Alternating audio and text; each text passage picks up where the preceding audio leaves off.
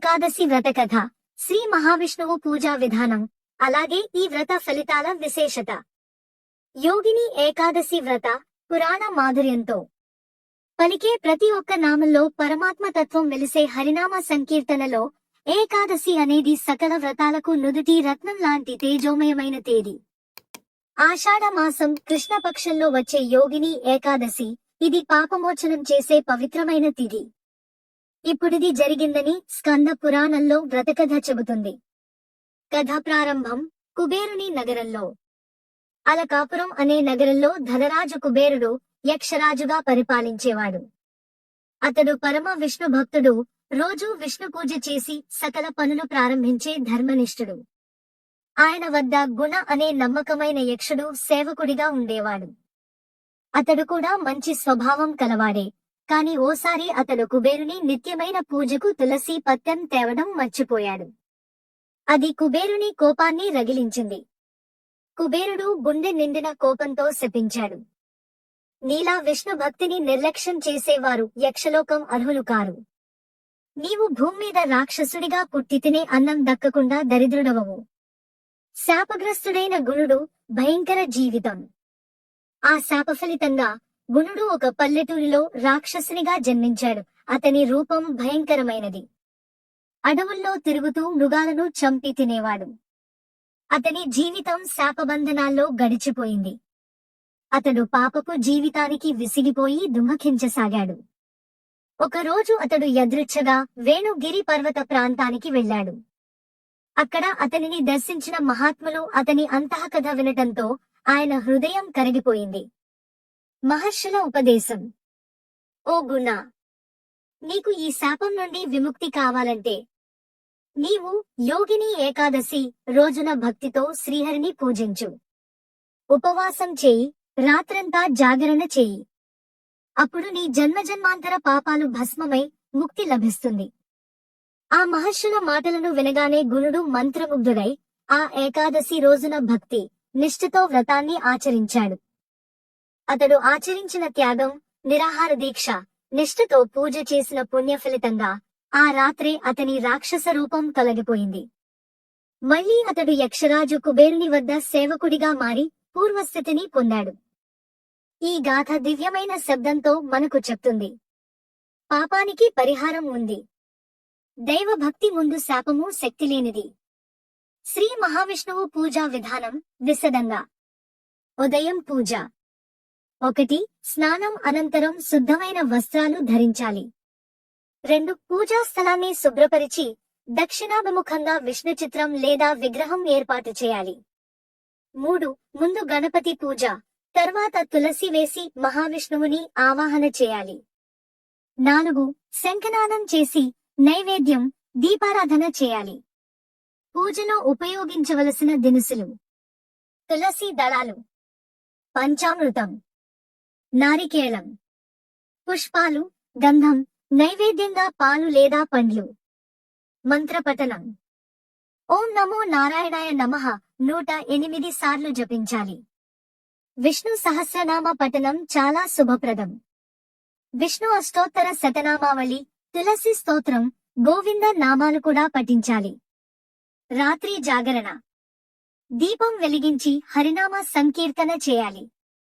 గోవింద గోవింద నామస్మరణతో నిద్ర లేకుండా మేలుకుని ఉండాలి. శ్రీ విష్ణువు నామం వల్ల అజ్ఞానాన్ని తొలగించి ఆత్మజ్ఞానం కలుగుతుంది. యోగిని ఏకాదశి వ్రత ఫలితాలు విస్తృత విశేషం. 1. పూర్వ జన్మల పాపాలు క్షయమవుతాయి. 2. భూత ప్రేత, పిశాచ, శాపబంధనాల నుండి విముక్తి లభిస్తుంది. 3. శరీర రోగాలు తొలగి ఆయుర్దాయం పెరుగుతుంది. 4. దుఃఖానికి, పేదరికానికి శాశ్వతంగా ముగింపు. 5. ఈ వ్రత ఫలం రాజసూయ యాగానికి సమానమైనది. 6. వైకుంఠంలో స్థానం లభించాలన్న వారికి ఇది మోక్షదాయకమైన మార్గం. 7. ఆత్మకు పవిత్రత, మానసిక శాంతి, భగవద్భక్తిలో స్థిరత కలుగుతుంది. వ్రతం పాటించేటప్పుడు నియమాలు, నిషేధాలు: ఉల్లిపాయ, లసనం, మాంసాహారం తినరాదు. తిండి విషయంలో వాగ్దానం పాటించాలి. అసత్యం, కోపం, అపవిత్ర భాష వాడరాదు. రోజంతా ఆధ్యాత్మికతతో ఉండాలి, ఆట విడుపులు వద్దు. యోగిని ఏకాదశి అనేది మన హృదయంలో దాగి ఉన్న విష్ణు భక్తిని మేల్కొల్పే తిథి. ఇది ఒక పవిత్ర ప్రయాణం, పాపం నుండి పవిత్రత వైపు. శ్రద్ధ, నిష్ఠ, ప్రేమతో ఈ వ్రతాన్ని ఆచరించినా చాలు. శ్రీహరి అనుగ్రహంతో జన్మజన్మాంతర శాపాలు తుడిపోవచ్చు. ఓం నమో నారాయణాయ నమః. మీ భక్తికి భగవంతుని కటాక్షం ఎల్లప్పుడూ తోడుండాలని ఆకాంక్షిస్తూ ఎప్పటికీ మీ సేవలో. యోగిని ఏకాదశి అనే పవిత్ర దినం. ఇది కేవలం శ్రీహరి కోసమే కాదు, శ్రీ రాఘవేంద్ర స్వామివారి సేవ కోసం కూడా ఎంతో శుభప్రదమైన రోజు. ఈ రోజున రాఘవేంద్ర స్వామి భక్తులు గురు స్మరణ, ఉపవాసం, మంత్రజపం, పూజా సేవ ల ద్వారా ఆత్మశుద్ధి, గురుకృప, ఆధ్యాత్మిక ప్రగతి సాధించవచ్చు. ఇప్పుడు మీకు చెప్తున్నాను, యోగిని ఏకాదశి రోజున శ్రీ రాఘవేంద్ర స్వామి సేవ ఎలాగైతే చేయాలో, దానివల్ల ఏ ఫలితాలు లభిస్తాయో. అనుసరించదగిన పూర్ణ విధానం. 1. ఉదయం కాలం ప్రాతఃస్నానం సంకల్పం. పూజకు ముందు అన్నవేళ ఉదయం 4:36 మధ్య స్నానం చేసి శుద్ధ వస్త్రాలు ధరించాలి. ఎడమ చేతిలో నీళ్లు పట్టుకుని సంకల్పం చేయాలి.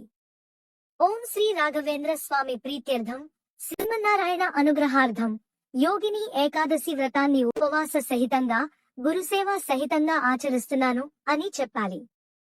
2. రాఘవేంద్ర స్వామి పూజా విధానం. పూజ స్థలంలో శ్రీ రాఘవేంద్ర స్వామి చిత్రపటము లేదా విగ్రహాన్ని బృందావన రూపంలో ఏర్పాటు చేయాలి. పసుపు, కుంకుమ, గంధం, అగరబత్తీలు, నైవేద్యంతో పూజ చేయాలి. పూజాక్రమం. 1. ధూపదీప నైవేద్యంతో అర్చన చేయాలి. 2. తులసి దళాలతో అర్చన చేయడం విశేష ఫలప్రదం, విష్ణు సన్నిధి కాబట్టి. 3. స్వామి చిత్రానికి ముందు రాఘవేంద్ర అష్టోత్తర శతనామావళి చదవాలి. 4. గురు శ్లోకాలు, గురు స్తోత్రాలు పఠించాలి.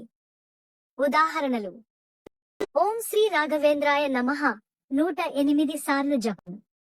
పూర్ణ బోధగురు నాథ భక్తి సౌరభంగా పఠించాలి. 3. మంత్ర జపం ఉపవాస సమయములో.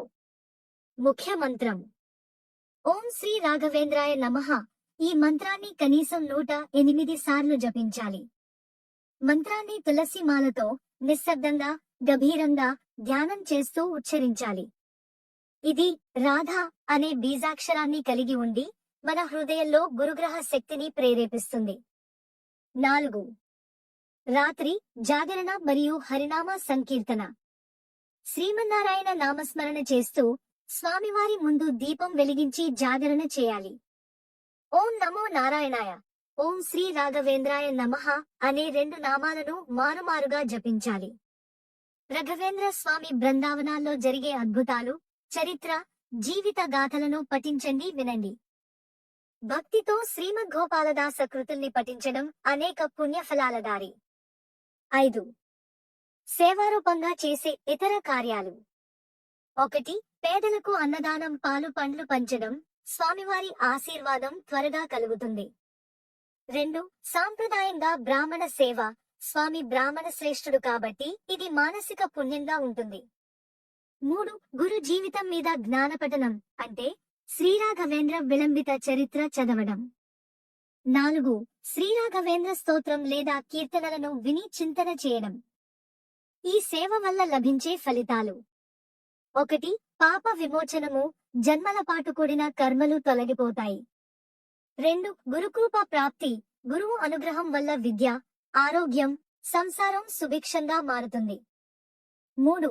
మనోవిలాషల నెరవేరు, వృత్తిలో, చదువులో, సంబంధాలలో విజయాన్ని పొందుతారు. 4. దురదృష్ట నివారణ, దోషాలు, గ్రహబాధలు తొలగిపోతాయి.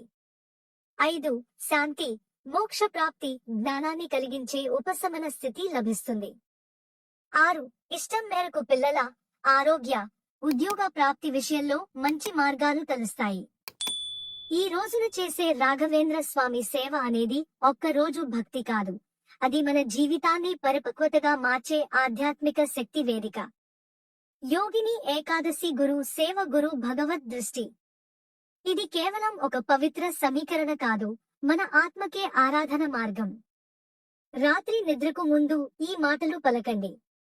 శ్రీ గురు రాఘవేంద్ర, మా జీవితాన్ని కాపాడవయ్యా. నీ ఆశీస్సుతో ఈ జన్మ పుణ్యమవ్వాలి. శ్రీ రాఘవేంద్రాయ నమః.